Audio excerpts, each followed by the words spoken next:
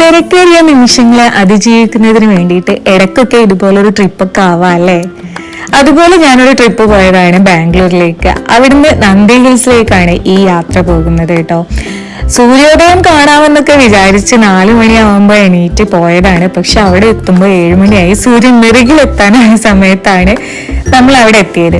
എന്നിരുന്നാലും കുഴപ്പമൊന്നുമില്ല, കാരണം നല്ല അടിപൊളി വ്യൂസ് തന്നെ നമുക്ക് അവിടെ കാണാൻ പറ്റി. മഞ്ഞ് പുതച്ച് നിൽക്കുന്ന ഈ റോഡും മരങ്ങളും വണ്ടികളും ആളുകളും ഒക്കെ കവർ ചെയ്ത് പോവുകയാണ് നമ്മള്. അടിപൊളിയായിരുന്നു, നല്ലൊരു എക്സ്പീരിയൻസ് ആയിരുന്നു. ഇവിടുത്തെ ഏറ്റവും വലിയൊരു പ്രത്യേകത ആയിട്ട് എനിക്ക് തോന്നിയത്, എല്ലാ ഇങ്ങനെയുള്ള സ്ഥലങ്ങളും സൂര്യോദയം കാണുന്ന ഒട്ടുമിക്ക സ്ഥലങ്ങളിലേക്കും നമ്മൾ പോവുക ട്രക്കിംഗ് വഴിയായിരിക്കും അല്ലെ. നമ്മളെ സ്വന്തം വണ്ടി ഉപയോഗിക്കാൻ പറ്റാറില്ല. പക്ഷെ ഇവിടുത്തെ പ്രത്യേകത, നമുക്ക് സ്വന്തം വണ്ടി ഉപയോഗിച്ച് നല്ല അടിപൊളി ടാറിട്ട റോഡ് തന്നെയാണുള്ളത്.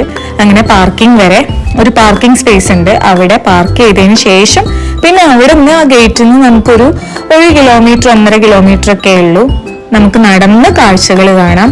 അതല്ല, അവിടുത്തെ ഗവൺമെന്റിന്റെ തന്നെ ബസ് ഉണ്ട്. ആ ബസ്സിൽ നമുക്ക് പോയി കഴിഞ്ഞാലും കാഴ്ചകൾ കാണാം.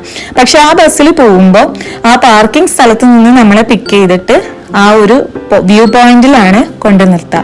ഇടയ്ക്ക് നമുക്ക് ഇറങ്ങാൻ കഴിയില്ല. ഇങ്ങനെ നടന്ന് പോവുകയാണെന്നുണ്ടെങ്കിൽ മൊത്തമായും ആസ്വദിച്ച് നമുക്ക് പോകാൻ കഴിയും. നടന്നു പോകുന്ന സമയത്ത് തന്നെ ഓരോരോ സ്പോട്ട് വ്യൂകൾ നമുക്ക് കാണാനായിട്ട് ഓരോരോ സ്പോട്ട് ഉണ്ട്. നമ്മളവിടെ എത്തിയപ്പോൾ സൺറൈസ് ഒന്നും കാണാൻ കഴിഞ്ഞിട്ടില്ലെങ്കിലും ഇതുപോലെ കണ്ണിന് കുളിർമയേകുന്ന നല്ല മനോഹരമായ കാഴ്ചകളെല്ലാം കാണാൻ കഴിഞ്ഞല്ലോ. അത് വലിയൊരു കാര്യം തന്നെയാണ് കേട്ടോ. കാരണം ഇങ്ങനെ പ്രകൃതി നിൽക്കുന്നത് കാണാൻ ഒരു പ്രത്യേക ഭംഗി തന്നെയാണല്ലേ. നല്ല തണുപ്പുള്ള ഒരു കാലാവസ്ഥയായിരുന്നു കേട്ടോ. നല്ല തണുപ്പ്, കാരണം മഞ്ഞിങ്ങനെ മഴ പെയ്യുന്നത് പോലെ ആയിരുന്നു മഞ്ഞ് പെയ്തിട്ടുണ്ടായിരുന്നത്.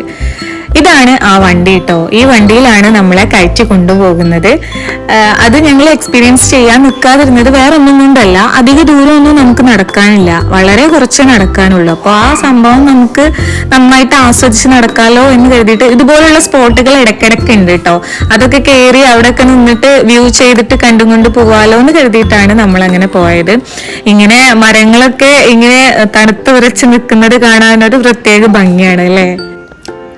അപ്പോ നിങ്ങൾ ബാംഗ്ലൂർ എത്തിക്കഴിഞ്ഞാൽ ഈ ഒരു സ്പോട്ട് ഒരിക്കലും വിട്ടുപോകരുതേ, നന്ദി ഹിൽസ്. അപ്പോ മറ്റൊരു വീഡിയോ ആയിട്ട് കാണുമ്പോഴേക്കും ta ta. It's me Aneesha Kallarakkal.